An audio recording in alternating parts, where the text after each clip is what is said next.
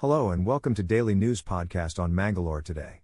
Bringing you the latest developments, intriguing local stories, and the news that impacts you the most. Stay with us as we uncover what Mangalore is talking about today. In a bid to support rubber growers in Dakshina Kannada facing distress, Minister Dinesh Gundu Rao has urged the centre to introduce a minimum support price for natural rubber.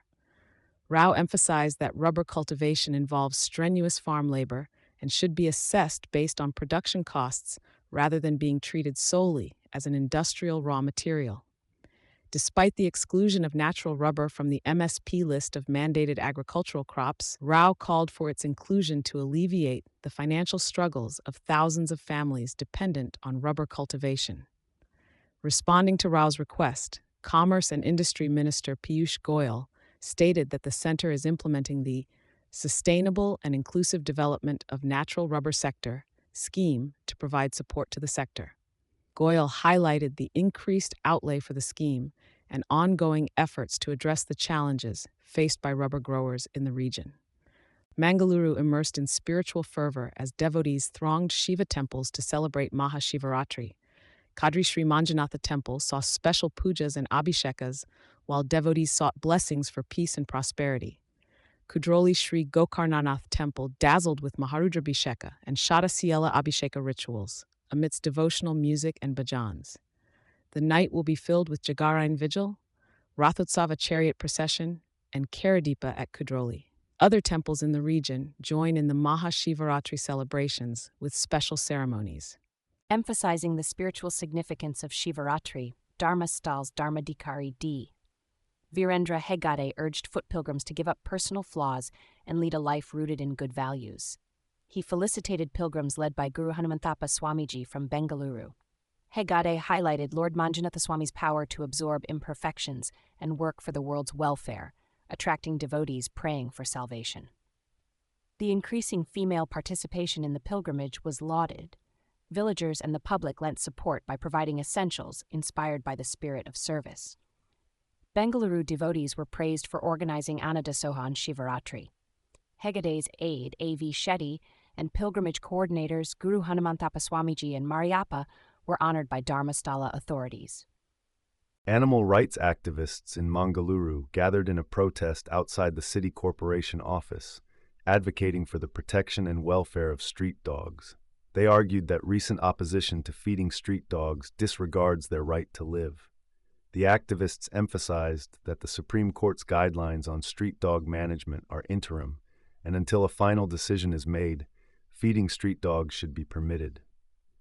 They called for more ABC centers, measures against pet abandonment, designated feeding areas, and adoption of street dogs. Notable personalities like Harish Rajkumar, Dr. Shruti Rao, Bindya, Suma Naik, Mamata Rao, and Shalet were among the demonstrators. In a scathing attack on the Congress-led Karnataka government, BJP functionary and MLC CT Ravi accused the government of commemorating 1,000 days of 1,000 scams and problems. Ravi, addressing a press conference at the BJP office in Mangaluru, questioned if the government was celebrating corruption or the state's financial crisis. He alleged a lack of moral authority for the government to celebrate amidst public distress. Ravi criticized Congress for exploiting power struggles between Chief Minister Siddaramaiah and Deputy Chief Minister D.K. Shivakumar for funding the AICC. He urged Congress leaders to resolve internal conflicts before presenting the next state budget, citing issues like law and order breakdown, rising corruption, and stagnant development projects. Ravi highlighted instances of corruption in various schemes and funds, economic burdens on the public, unpaid contractor bills, and inadequate job creation. He criticized the government for neglecting recruitment, medicine shortages in hospitals, and conferring high ranks to leaders of corporations and boards. The 16th edition of the Moonlight Jaya Vijaya Jodukere Kambala kicked off on the banks of the Netravati River at Jappinamogaru in Mangaluru. This traditional Kambala, held in memory of the late J. Jayagangdara Shetty of Mankudodagudu, was inaugurated by Vitaldas Tantri of Deribale. S. Ganesh Rao, president of Karavali Educational Institution, presided over the event. MLA Vedavyas Kamath emphasized the importance of preserving and promoting the age-old Kambala tradition. The event saw the presence of various dignitaries, including J. Anil Shetty, president of the Jaya Vijaya Jodukere Kambala Committee, Anana Padmanabha Asrana from Katil Temple, Cooperative Ratna Chittaranjan Bolar, Manapa Bandari, and Praveen Chandra Alva. More than 120 pairs of buffaloes will participate in the Kambala, which will conclude on Sunday. In a disturbing incident in Udupi, 5 individuals have been apprehended by the Udupi City Police for a violent attack on a Congress leader near PPC Cross. The confrontation arose from a minor argument at a local hotel and led to a brutal assault on the victim, Sharath Kundar. The accused, hailing from various locations in the region, allegedly lured Sharath to PPC Cross on the pretext of reconciliation, only to viciously attack him with a sword and iron chairs, causing severe injuries.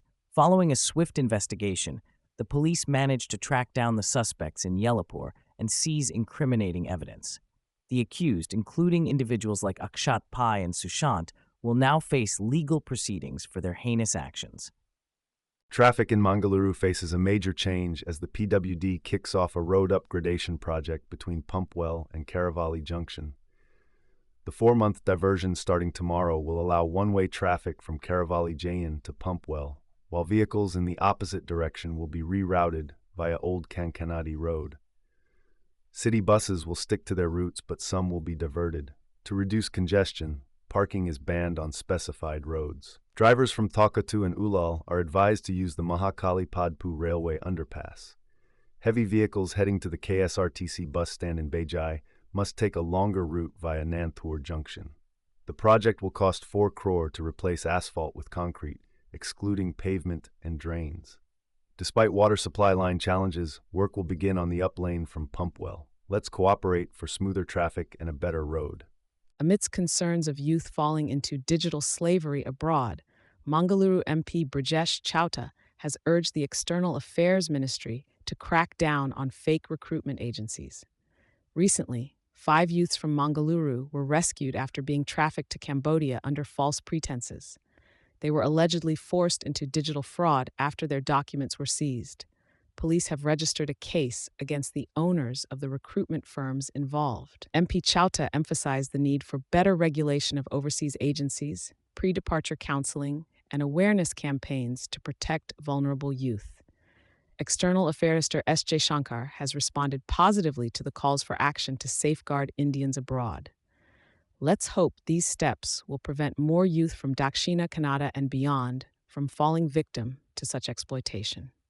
In Karnataka, alarming statistics reveal over 4.79 lakh children aged 0 to 6 years are severely stunted despite government nutrition schemes. Belagavi district tops the list with 50,522 stunted children. Women and Child Welfare Minister Laxmi Hebelkar disclosed that out of 32,229,644 children assessed, nearly 4,931 were found to be severely stunted. Measures like supplementary nutrition, boiled eggs, and milk under the Kshira Bhagya scheme have been implemented.